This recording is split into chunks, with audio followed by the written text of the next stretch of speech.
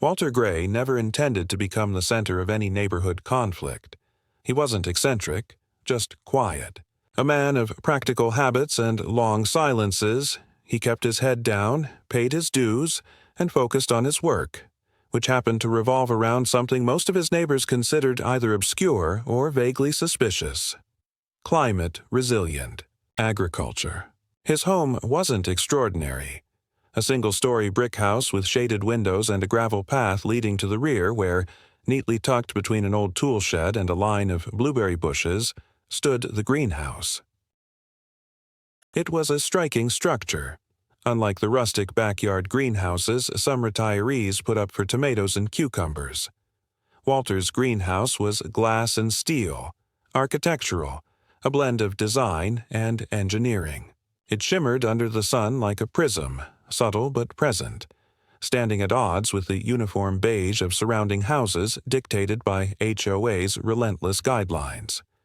Few people in the neighborhood really knew what Walter did.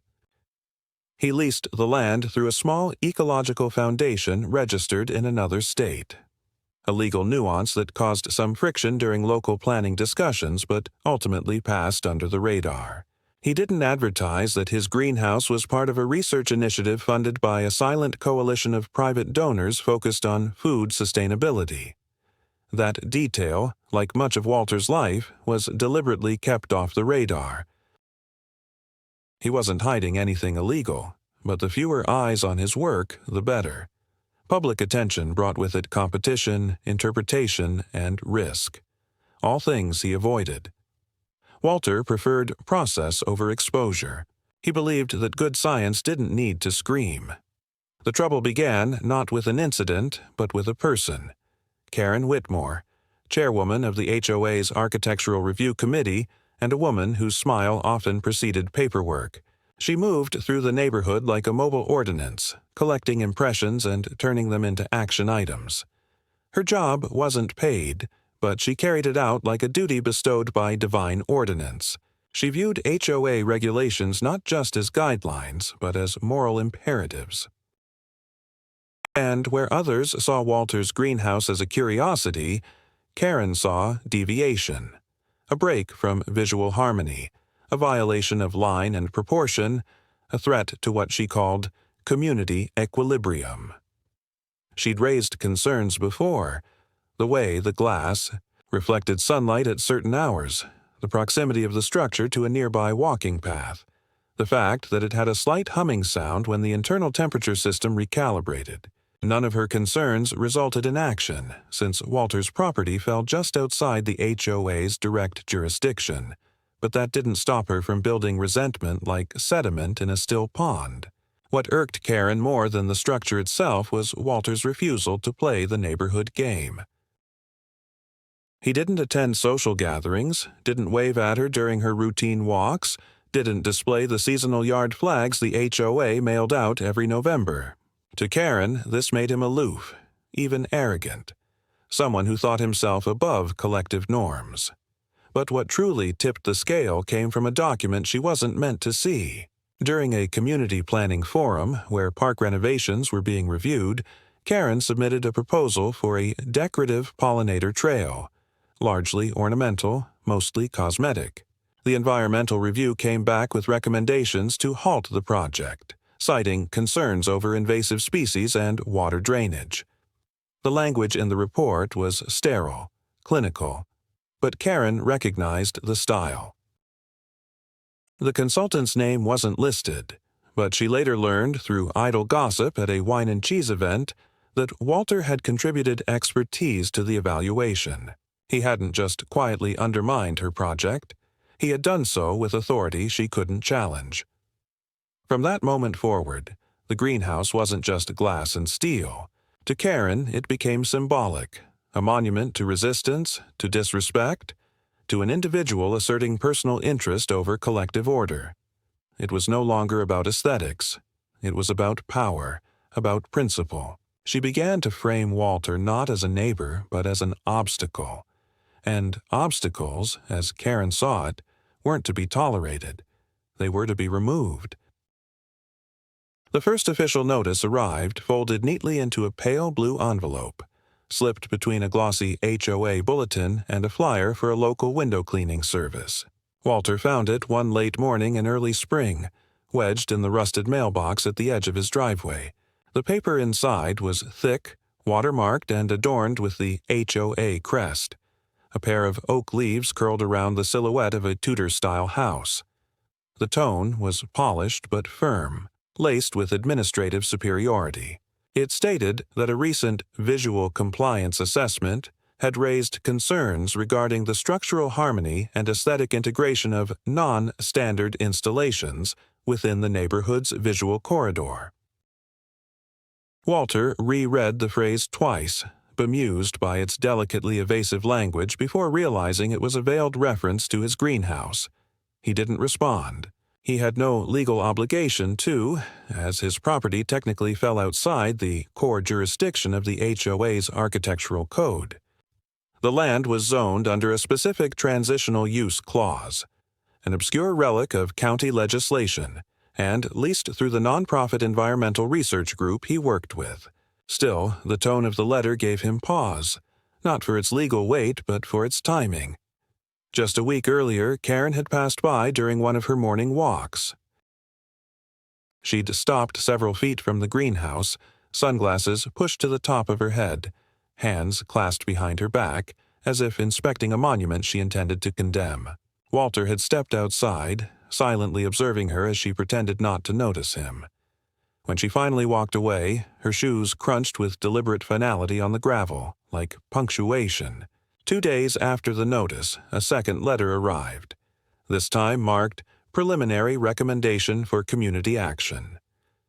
Though still padded with bureaucracy, it was more direct. The HOA suggested that non-conforming structures be assessed by a third-party auditor to ensure community compatibility.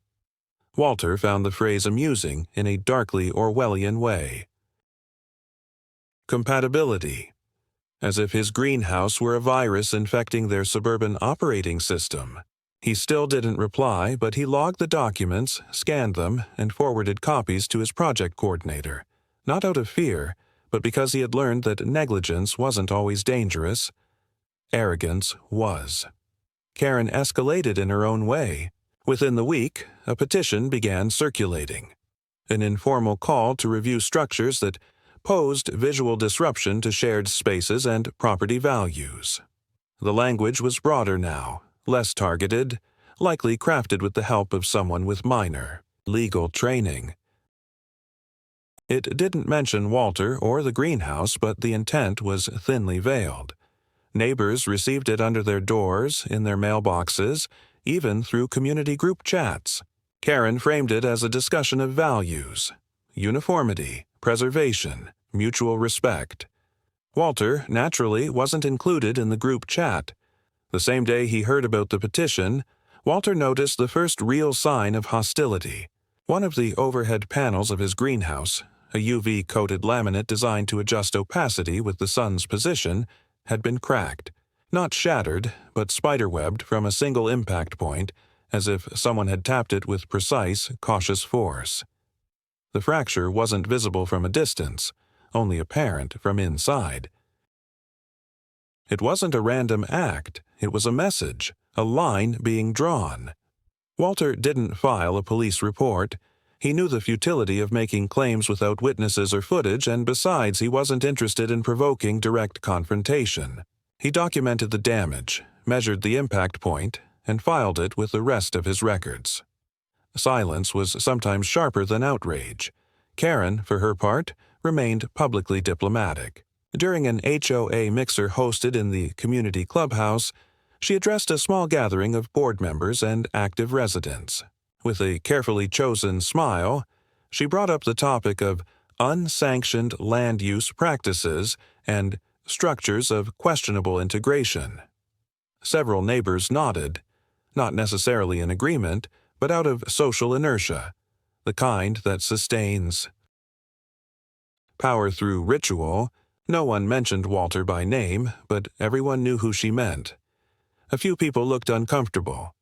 One elderly couple, the McConnells, who often walked their terrier past Walter's property, quietly withdrew from the conversation. They'd once complimented his greenhouse during a chance encounter, remarking on the aroma of the herbs near the fence line. Now, they avoided eye contact when passing by. The situation settled into an uneasy stillness.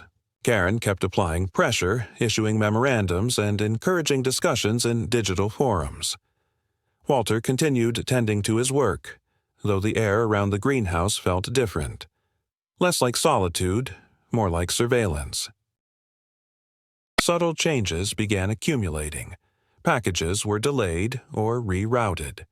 The landscaping crew contracted by the HOA trimmed the communal hedges farther than usual, scattering debris along Walter's outer fence.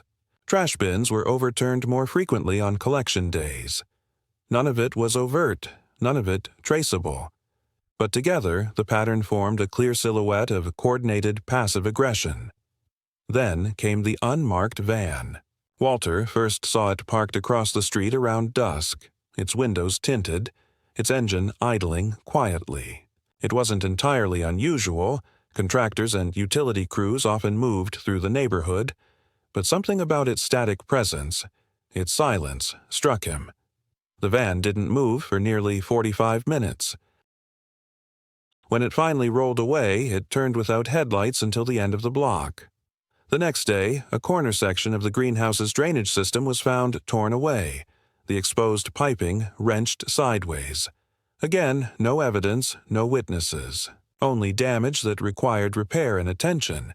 Distractions from Walter's research, siphoning his time and energy. But the real pivot came a week later, not with sabotage, but with a statement.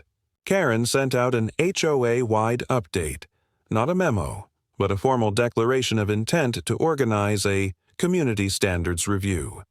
It would involve in-person assessments of select properties, a photo record of non-conforming elements, and public feedback, forums. The greenhouse was now in the open, no longer implied, but plainly targeted. Karen had crossed the threshold from suggestion to coordination.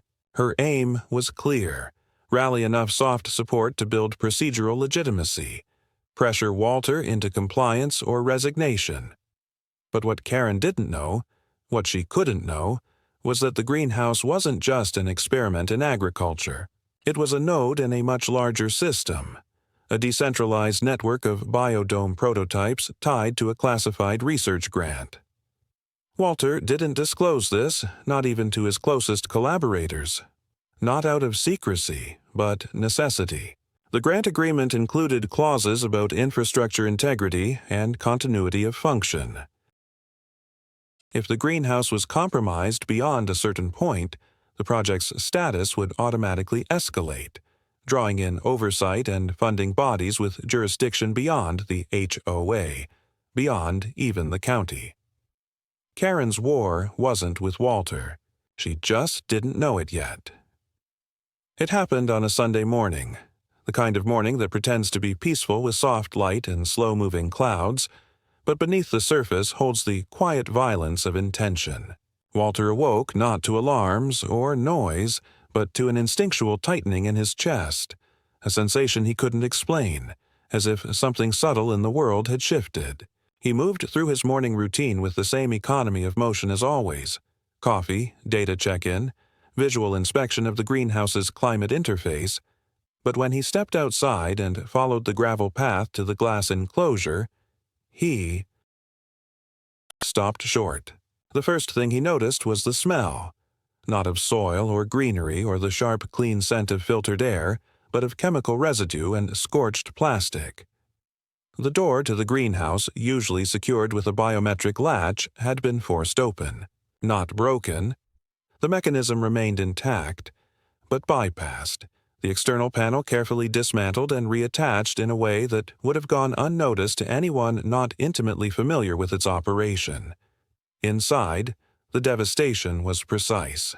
Not haphazard vandalism or chaotic destruction, but deliberate, targeted harm.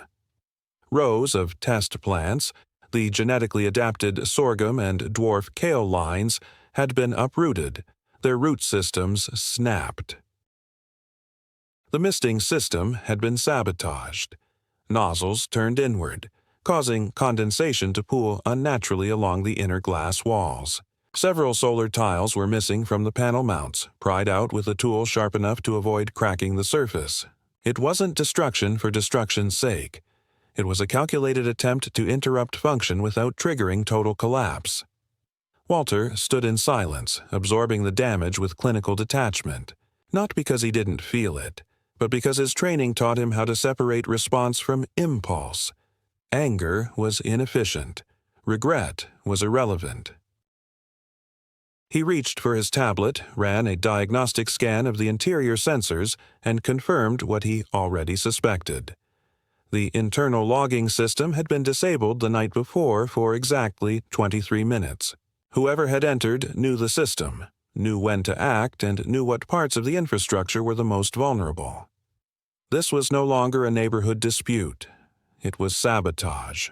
He documented everything: images, sensor logs, chemical traces left behind in the irrigation lines, and uploaded it to the encrypted archive connected to the Foundation's backend. But as thorough as he was, Walter couldn't hide the flicker of something unfamiliar rising in his chest. Not fear, exactly, but the early stages of constraint, the pressure of an external force trying to bend something that refused to yield. The greenhouse wasn't just a workspace. It was a closed system of biological balance, time, and precision. He'd built it not just as a proof of concept, but as a living organism. To see it wounded was like watching a body bleed from invisible cuts. He didn't contact the police. That wasn't a miscalculation. It was strategy. Any formal involvement at this point would alert the HOA, which would inevitably spin the narrative to their benefit. He needed leverage first, not legal entanglement. So he cleaned. Not everything. He left some marks untouched, traces that would later serve as proof.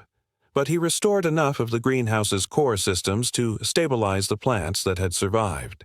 He worked for hours, hands steady, mind quiet, until the sun slipped behind the rooftops and the shadows stretched long across the earth. 2 days later, Karen knocked on his door. Not with a neighbor's courtesy, but with a kind of rehearsed civility that felt like an opening statement in a deposition. She wore her usual presentation attire: soft pastels, discreet earrings, an expression that feigned concern while barely concealing condescension. Walter opened the door halfway, enough to make it clear she wasn't welcome to enter. "Walter," she said, using his first name as though she were exercising a right. "I just wanted to check in. There's been talk, some noise during the night. I figured it was best to come directly, as neighbors." Walter said nothing. He waited, letting the silence lengthen just enough to unbalance her footing. "I understand things have been a bit tense," she continued, her eyes scanning the porch for something to criticize. "But escalation helps no one. I'm hoping we can find a more cooperative resolution before things go too far." He tilted his head slightly. "Define too far." Karen smiled, tight and brittle. "Let's not test the limits of our community's patience, Walter. Some structures invite more scrutiny than others. I'd hate to see you caught in the crosshairs of something larger than either of us." He didn't answer. He closed the door, gently but firmly, and stood behind it for a long moment afterward, listening to her footsteps retreat. She wasn't threatening him, not directly, but the message was clear. She had moved from petty resistance to tactical offense. She was testing how far she could reach without resistance. But what Karen didn't understand, what she was constitutionally incapable of understanding, was that Walter was not standing alone. He had never operated as a solitary node. The greenhouse, the funding, the research, it was all part of a decentralized system. The moment the system detected interference, it responded, not with retaliation, but with redundancy, resilience, reinforcement. Sabotage didn't halt the project. It escalated it. That week, without warning or announcement, Walter received a package. It arrived not by courier but by private dispatch, delivered to the rear entrance of the greenhouse where only authorized logistics personnel had clearance. Inside the crate was a new set of prototype hydrothermal regulators, months ahead of schedule, and a simple note: "Initiate Phase 2 quietly." Walter knew what that meant. Phase 2 required relocation of certain plant lines into controlled subterranean modules. It required data masking, anonymization of outputs, and biometric restriction protocols. It also required that no local authority, not HOA, not county, not even local agricultural boards, be aware of the full scope of the operation. Legally, the land's use fell under jurisdictional exemption due to its research classification, a classification Karen had never bothered to investigate beyond surface definitions.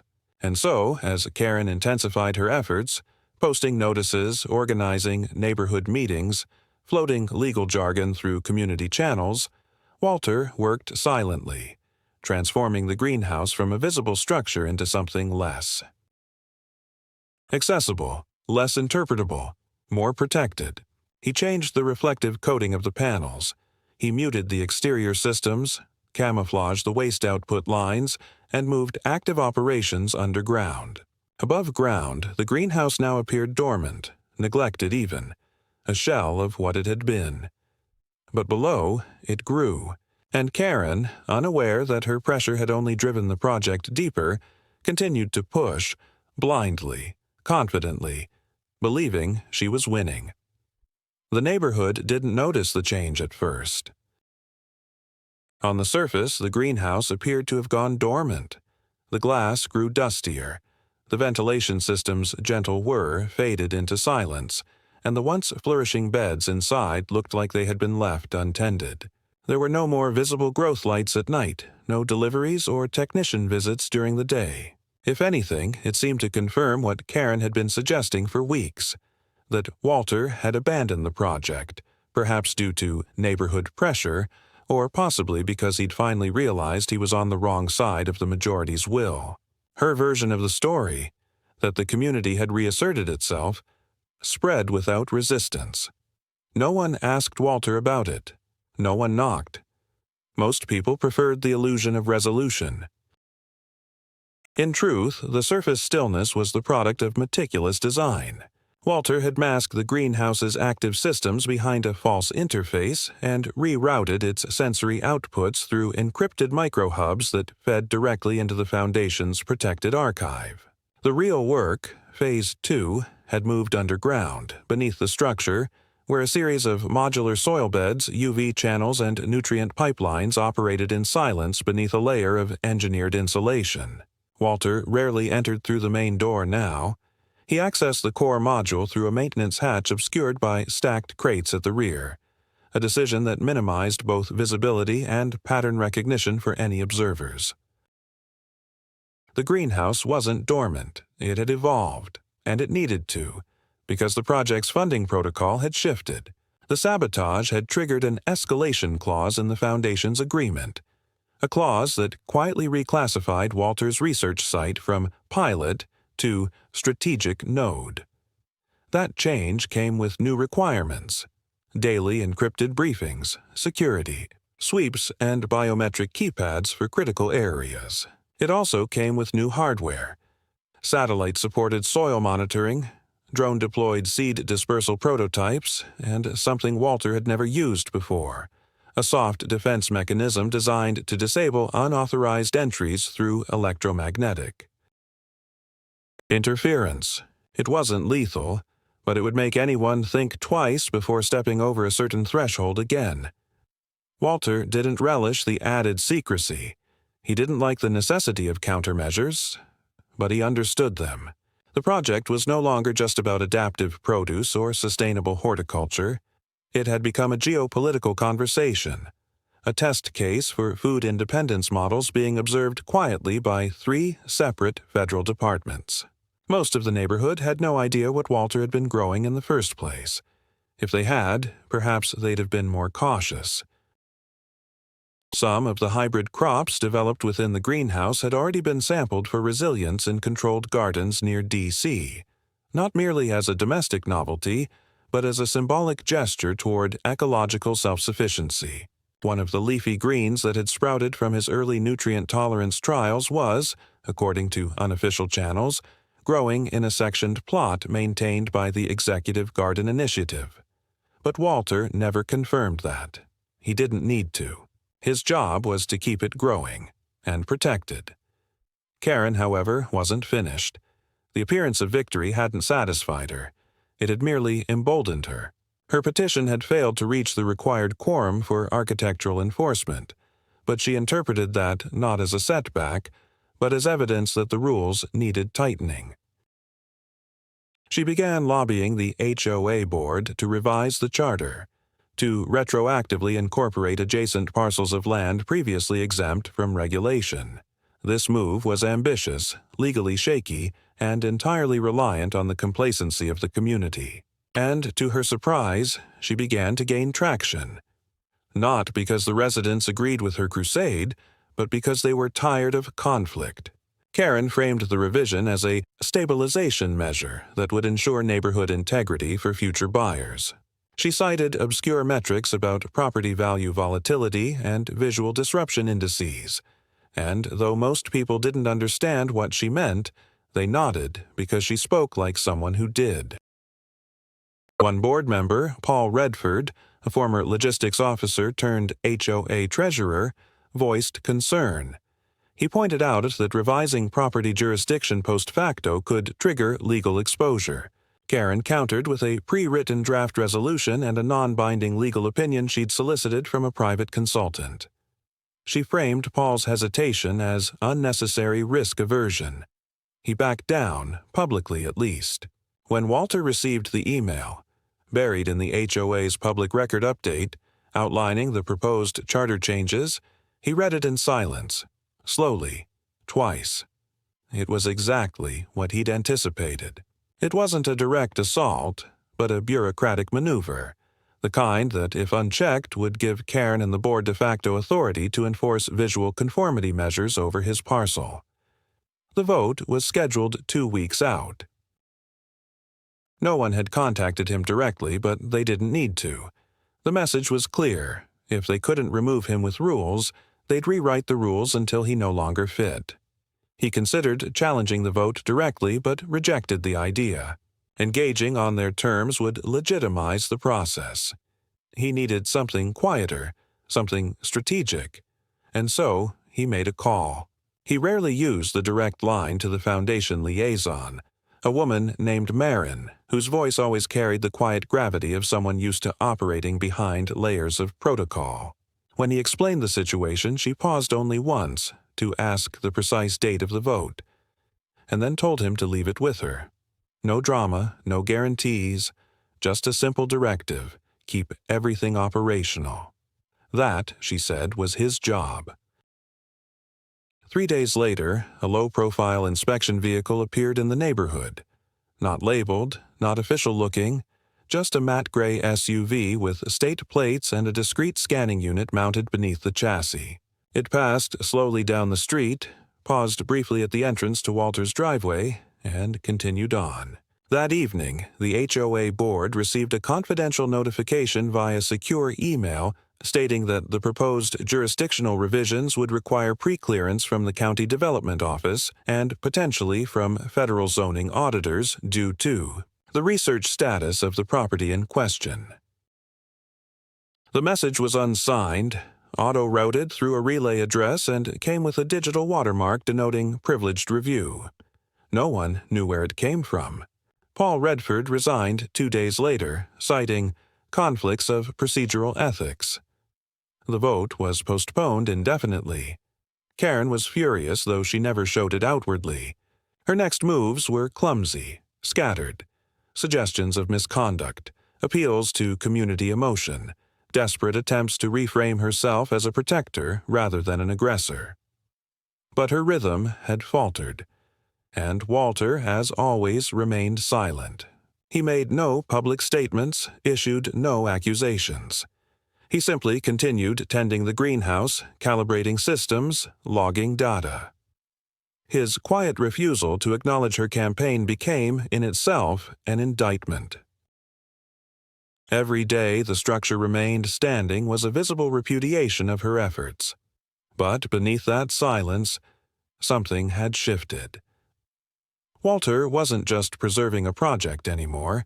He was managing a breach, not of security, but of perception.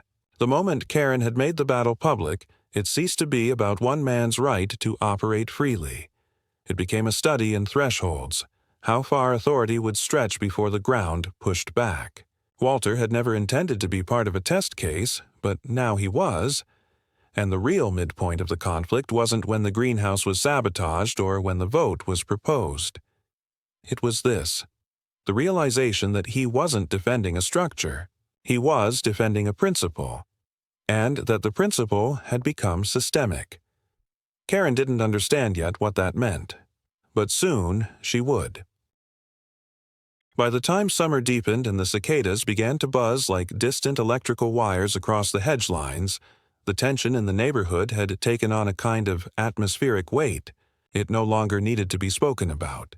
It was simply there, embedded in every cautious glance, every truncated conversation, every glance toward Walter's property when residents thought they weren't being seen. And yet, despite the silence that now cloaked their interactions, the HOA's efforts had not ceased. They had simply evolved, shedding the guise of policy in favor of personal tactics. Karen, stripped of procedural momentum and increasingly aware of her diminishing influence within the board, had decided that if she could not rewrite the rules, she would find other means to render Walter's project inert. It began with the trucks. Unbranded, white, and indistinguishable from any number of service vehicles that moved through the neighborhood daily, they began to appear at irregular intervals, always parked just far enough from Walter's property to avoid suspicion. Always idling longer than necessary, always vanishing before any pattern could be formally established. He knew what they were almost immediately. Not surveillance in the official sense, but presence, pressure, a display of eyes that did not blink. He didn't photograph them. He didn't investigate. He noted their positions, cataloged their frequency, and adjusted his routines accordingly. He understood that Karen was no longer just trying to win a bureaucratic battle. She was now operating under the desperate logic of someone who needed to provoke a mistake in order to justify retaliation. And she almost succeeded. One evening, well after sunset, Walter returned from a routine data retrieval run to find the back gate of his greenhouse ajar, the lock snapped cleanly at the base, as if by bolt cutters. Inside, nothing had been stolen, but someone had tampered with the atmospheric regulators. Not enough to damage them permanently, but enough to throw off calibration by a few critical degrees. Plants that required narrow humidity ranges began to show signs of stress within hours. Root temperatures dipped, and fungal growth appeared along the base of an experimental nutrient tower. Walter caught the problem in time, ran the sterilization cycle, and reinforced the regulator shielding, but it was enough to confirm what he'd suspected. The sabotage wasn't about destruction. It was about destabilization, not breaking the system, but exhausting the operator. That same week, anonymous calls began coming to the county zoning office. Vague reports about chemical usage, unsafe structures, rumors of high-powered equipment operating in residential zones. Inspectors arrived without warning, apologetic but obligated. Walter complied, opened every section of the property that fell within their warrant's scope, and watched as they combed the area with thinly veiled discomfort, clearly aware that they were being used, but equally aware they couldn't refuse. They found nothing, not because there was nothing to find, but because everything they had the authority to examine had already been sanitized. The project's core systems remained undisturbed, hidden beneath the surface, operating in legally protected domains. But the message was clear. Karen had abandoned pretense, and Walter, for the first time, considered striking back. He drafted several letters, one to the HOA board, outlining the pattern of harassment, one to the local media, compiling the timeline of escalation, and one, left unsent, addressed simply to Karen, in which he cataloged her every misstep with the clinical precision of a scientist recording field data. But in the end, he sent none of them. He knew that overt retaliation would only validate her narrative. She wanted a reaction, something she could point to, frame as instability. Instead, he turned inward, restructured his schedule, doubled his maintenance checks, and began running continuous internal diagnostics. He treated his life like an ecosystem under pressure, controlling every variable, isolating every weakness. Then came the breach. Late one night, a motion sensor triggered along the western fence line, a zone Walter had deliberately left unwired as part of a misdirection strategy. He reviewed the infrared footage and caught the silhouette of a figure moving with a practiced gait. Not hurried, not cautious. Familiar. The posture was unmistakable. Karen. She had entered the property alone, bypassing the main path, walking directly toward the greenhouse with a canister in one hand and what looked like a garden trowel in the other.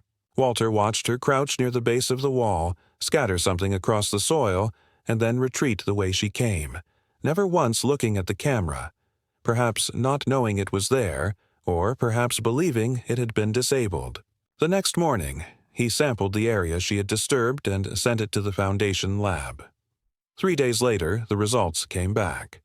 Industrial-grade nitrate concentrate mixed with a root rot accelerant. Designed not to kill plants outright, but to contaminate their vascular systems slowly, undetectably. It was a chemical weapon disguised as landscaping. That was the moment Walter understood the true scale of the conflict. This wasn't a personal vendetta anymore. It wasn't about aesthetics or zoning or even control. It was about annihilation. Quiet, deniable, permanent. Karen wasn't just trying to push him out. She was trying to erase him, to render his work not just invisible, but impossible. And he, despite his restraint, despite his silence, was dangerously close to letting her. But he didn't. Instead, he compiled the footage, the lab report, the inspection timeline, the vehicle sightings, and encrypted them all. He sent them to the Foundation, marked as Escalation Dossier, and received only a single-line reply in return. Proceed with contingency protocol. Full infrastructure shield. The next day, a crew arrived, not under the guise of contractors, but as researchers. They wore plain clothes, drove unmarked vehicles, and spoke little. Within 48 hours, they had reinforced the greenhouse's foundation, installed a new entry system accessible only by retinal scan, and deployed a subterranean surveillance net that fed into a secured node outside local network reach. From the outside, nothing changed. But inside, the project entered lockdown. And Karen, though she still smiled at neighborhood events and continued to speak of civic responsibility and shared aesthetics, knew something had shifted. She no longer received replies to her HOA filings. Her emails bounced. Her calls to the zoning office were answered with polite indifference. Whatever system she thought she was manipulating had closed its doors, silently and without announcement. She had escalated, and now the system had answered. Not with noise, not with war, but with containment. The heat that week was oppressive, not dramatic or cinematic, but dense and lingering, a constant weight that settled into the bones of the neighborhood like a warning. The sky had turned the color of old brass, and the air was thick with the scent of overwatered lawns and chemical fertilizers. Windows stayed closed, fans rattled inside garages, and the silence between houses had become more than just a symptom of summer lethargy. It was a kind of expectation, as if everyone was waiting for something, though no one dared say what. Walter, however, was no longer waiting. The protective measures had been implemented. The files were archived, encrypted, logged under multiple tiers of contingency access. He had spent the previous week finalizing system integration, ensuring that every function of the greenhouse could be operated remotely or reverted to baseline parameters in under 2 minutes. On the surface, nothing had changed. Below, everything had. And then, as if compelled by some unspoken deadline, Karen made her final move. It was a Saturday, late afternoon, just before the sun began its descent behind the row of imported elms lining the western boundary of the subdivision. Walter was inside the main control unit calibrating the nutrient dispersion cycle when he heard the sound. Not loud, but unmistakable. The cracking impact of tempered glass under stress, followed by a low, deliberate metallic clang. Not hasty, not panicked, measured. He didn't rush. He powered down the console, walked to the main door, and stepped outside. The scene before him was absurd in its composure. Karen stood near the corner of the greenhouse holding a length of steel pipe, one end wrapped in cloth, the other raw. Around her, several glass panels had been shattered, not entirely broken through, but fractured with spiderweb patterns that reflected the dying light in sharp angles. Her expression was calm, almost blank, as though she were tending to weeds in her garden. She looked at him, not startled or guilty, but satisfied. Not triumphant, but resolved. Behind her, the edge of her blouse was stained with dust from the glass, and small bits of insulation clung to her shoes. She didn't speak. Neither did he. Walter walked slowly, deliberately, stopping just outside the perimeter of the damage. He didn't raise his voice, didn't demand an explanation. He looked at her the same way he had looked at the broken atmospheric regulator weeks earlier, with curiosity, not contempt. "What is it you're trying to do?" he asked finally, his voice low, even. Karen tightened her grip on the pipe. "You don't belong here," she said simply. "This place, it's not meant for what you're doing. It's not part of the neighborhood. It was never meant to be." Walter nodded once, slowly, as if confirming something long suspected. "And this is how you fix that." Karen glanced at the broken panels, then back at him. "I waited," she said. "I filed everything I was supposed to. I followed the rules. You ignored all of it. You hid behind technicalities and loopholes and foundations that don't answer their phones. No one is holding you accountable. So I did." It wasn't anger that moved in Walter then. It wasn't fear or even indignation. It was precision. The final click in a sequence that had long been unfolding. He reached into his pocket, pulled out a small black remote, and pressed the button at its center. Nothing visible happened, but inside the greenhouse a low hum began to build. Pressure valves closed. Thermal containment initiated. The system sealed. Automatic archival protocols launched silently in the background. Karen didn't understand what she was looking at. She thought he was threatening her. But Walter wasn't interested in retaliation. He had already won. The system was built not just to endure sabotage, but to record it. Multiple sensors, thermal, vibrational, chemical, had already logged her entry, her movements, the force of impact, the presence of foreign substances. The footage was backed up in 4 servers across state lines. Redundancy was the first design principle. He turned away from her without another word and walked back into the greenhouse through the rear access hatch. When he re-emerged 5 minutes later, she was gone. The pipe lay discarded near the hedge. The panels still glinted, cracked and jagged, but the systems inside continued as if nothing had changed. That night, Walter received an alert. The legal division of the Foundation had opened a file, marked with an internal classification code that meant only one thing: litigation phase authorized. He didn't smile, didn't relax. This was not revenge. This was containment. Karen had broken the last layer, not just of glass, but of protection. She had stepped past the line of denial and into formal consequence. And though the neighborhood would wake the next morning and pretend nothing had happened, though the board would meet quietly to discuss escalation fatigue, though some residents would wonder why they hadn't heard the crash, hadn't noticed the Pipe hadn't seen the moment itself. Walter knew it didn't matter. The moment was no longer theirs. It had passed through their hands and into record. Weeks passed without public mention of the incident. The HOA board, now fractured and quietly panicked, chose silence over explanation. No memos were issued, no apologies offered, and Karen herself seemed to vanish from the rhythm of neighborhood life.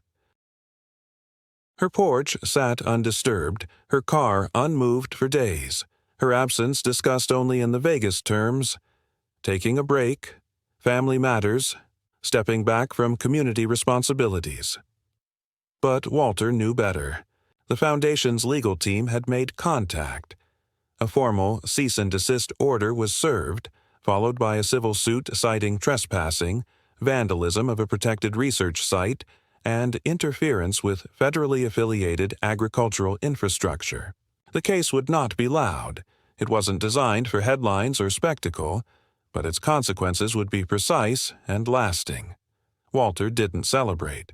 He didn't discuss it, didn't share the outcome with anyone, not even when a few hesitant neighbors began offering neutral small talk again, unsure where their allegiances now stood.